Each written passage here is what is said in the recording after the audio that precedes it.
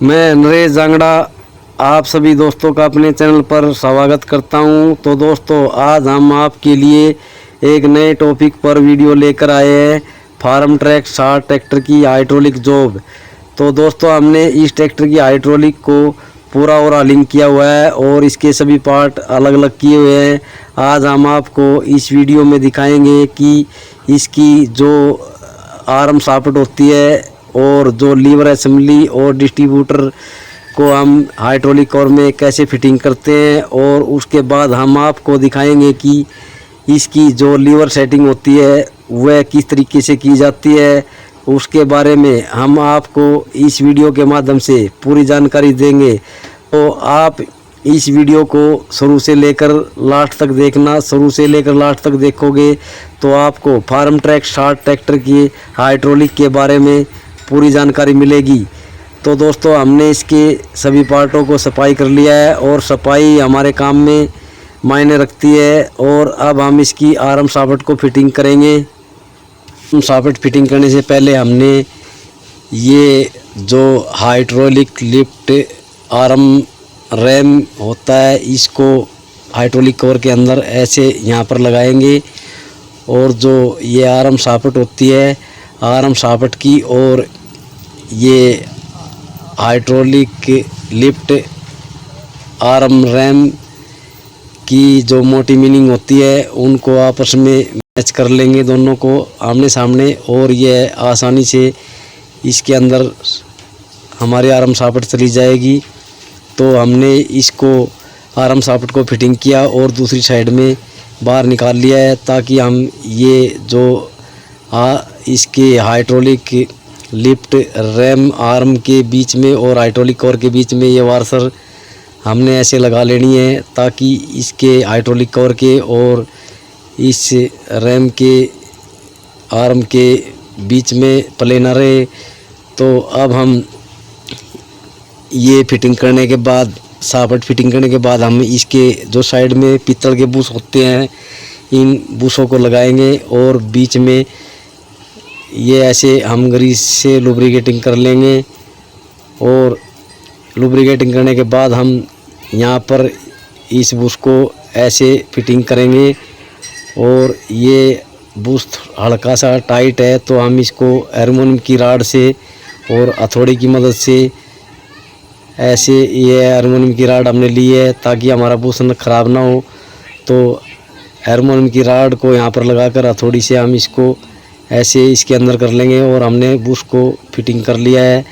अब इसी तरीके से हम दूसरी तरफ जो ये पीतल का बुश लगता है इसके अंदर भी हम थोड़ा सा ग्रीस से लुब्रिकेटिंग कर लेंगे और इस बुश को हम दूसरी साइड में फिटिंग कर लेंगे।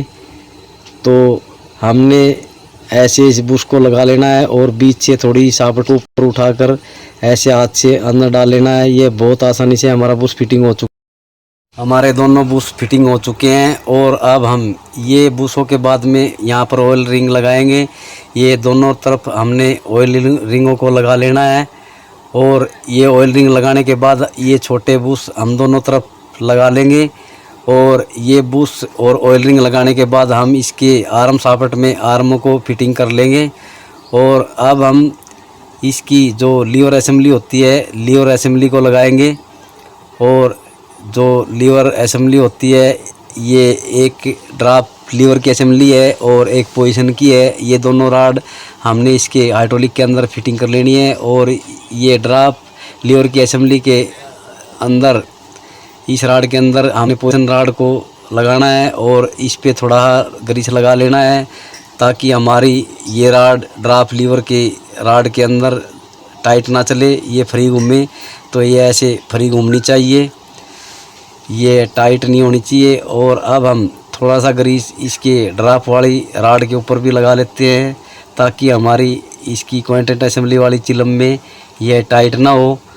तो फिर ऐसे हमने इस राड को यहाँ पर लगा लेना है। और अब ये चिलम लगाएंगे। इस चिलम के दोनों तरफ हम ग्रीस लगा लेंगे, ताकि ये भी अंदर आसानी से इसके अंदर राड डल जाए। तो हमने इसमें ऐसे ग्रीस लगाने के बाद राड के अंदर इसको ऐसे यहाँ पर फिटिंग कर लेना है और यह बहुत ही आसानी से फिटिंग हो जाएगी। और ये फिटिंग करते वक्त हमने ये चेक करना है कि जो हमारे जो पोजीशन लीवर के पीछे जो ये रोलर होते हैं, ये रोलर इसके पीछे की साइड में होने चाहिए। हमारे केम रैम आर्म के साथ में ये रोलर टच होकर चलते हैं। और इस पत्ती को लगाकर यहाँ पर हमने इसके 16 नंबर के दोनों बोल्टों को लगा लेना है। तो दोस्तों, अगर आपको यह वीडियो पसंद आए तो हमारे और किसान भाइयों में और दोस्तों में शेयर करना बिल्कुल ना भूलें। और दोस्तों, हम आपके लिए रोज़ाना नए नए टॉपिक पर वीडियो लेकर आते हैं और आते रहेंगे। तो हमारे इस नेक काम में हमारे साथी और सहभागी बने। और दोस्तों, जिन दोस्तों ने भी हमारे चैनल नरेश जांगड़ा को सब्सक्राइब नहीं किया है, हमारे चैनल नरेश जांगड़ा को सब्सक्राइब करें और एक लाइक करें और एक कमेंट करें। तो दोस्तों, हमने इसके दोनों बोल्टों को लगाने के बाद 16 नंबर के रिंग पाने से पूरा टाइट कर लेना है। और इसके बोल्टों को टाइट करने के बाद अब हम इसके लीवरों को फिटिंग करेंगे। ड्राप लीवर और पोजीशन लीवर को फिटिंग कर रहे हैं।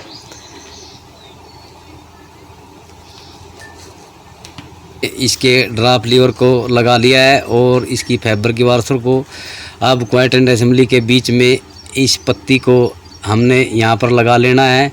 और इसके 14 नंबर के बोल्टों को हम जल्दी से लगा लेते हैं और फिर इसके दोनों बोल्टों को हम 14 नंबर के रिंग पाने से पूरा टाइट कर लेंगे। और फिर हम इसका जो पोजीशन लीवर होता है उसको लगाएंगे। और ये बोल्ट टाइट करने के बाद हम इसकी पहले फाइबर वार्सर लगाएंगे जो लीवर को रोकती है। और फिर इसके पोजीशन लीवर को हम लगाएंगे। और पोजीशन लीवर लगाने के बाद हम इसके स्प्रिंग और इसके नट को टाइट कर लेंगे। तो हमने इसके लीवरों को लगा लिया है, फिटिंग कर लिया है। और अब हम इसके ड्राप लीवर की सेटिंग के लिए इसकी सेंसर असेंबली में इस वार्सर को यहाँ पर डालेंगे। ये मोटे वाली वार्सर होती है और इसको हम सीधा कर लेंगे। और हमने इसको सीधा किया। अब ये स्प्रिंग हम यहाँ पर लगाएंगे, पर स्प्रिंग को लगाने से पहले हमने स्प्रिंग पे थोड़ा ग्रीस लगा लेना है ताकि इस स्प्रिंग पर जंग लगकर यह स्प्रिंग ख़राब ना हो। तो यह ग्रीस लगाने के बाद हम इस स्प्रिंग को सेंसर असेंबली के अंदर ऐसे यहाँ पर रख लेंगे। अब जो लीवर एडजस्टमेंट के लिए होता है, जो ड्राप लीवर एडजस्टमेंट के करने के लिए सीमें होती हैं, ये सीमें सेटिंग के हिसाब से डालनी पड़ती है। ये बारीक बारीक सीम, तो ये 3 सीमें हैं। पहले हम इन 3 सीमों को इस कॉलर वाली प्लेट में यहाँ पर लगाकर स्प्रिंग के ऊपर ऐसे रख लेंगे। और ये रखने के बाद हम स्केल की मदद से और फिलर गेज की मदद से इसके क्लियरेंस को चेक करेंगे। सेंसर असेंबली के ऊपर ऐसे स्केल रखकर हमने फिलर गेज की मदद से इसको ऐसे क्लियरेंस को चेक करना है। और यहाँ पर हमारा क्लियरेंस 1.12 mm से कम नहीं होना चाहिए और 1.40 mm से ज़्यादा नहीं होना चाहिए। तो हमारा ये क्लियरेंस बिल्कुल ठीक है। हमने दोनों तरफ से इसको चेक किया और हमारी ड्राप लीवर की और ड्राप सेंसर की सेटिंग हो चुकी है। तो दोस्तों, हम इसकी आगे की जो लीवर सेटिंग की वीडियो है वो पार्ट 2 में लेकर आएंगे। हम जल्दी आपके लिए पार्ट 2 लेकर आएंगे। आपका दोस्त नरेश जांगड़ा। जय जवान जय किसान, जय हिंद दोस्तों।